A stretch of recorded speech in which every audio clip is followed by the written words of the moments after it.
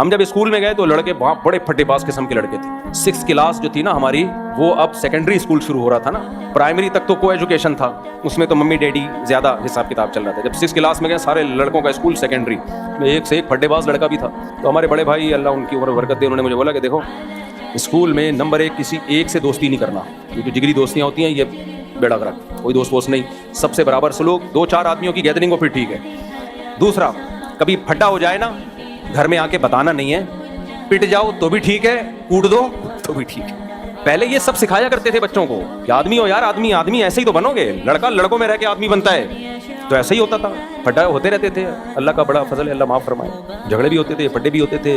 तो सारा मैट्रिक तक यही पढ़ाई के साथ साथ ये सब चीज़ें चली हैं। इस सिलसिले में अब आपके सामने मैं हाजिर हूँ। तो फिर हम मदरसे में गए तो वहाँ दोनों तरह के बच्चे थे, कुछ भाई अल्लाह हुई अल्लाह वाले भी थे और कुछ पिट पिटा के आने वाले भी थे। जो पिट पिटा के आए थे उनका कॉन्फिडेंस लेवल ज़्यादा था।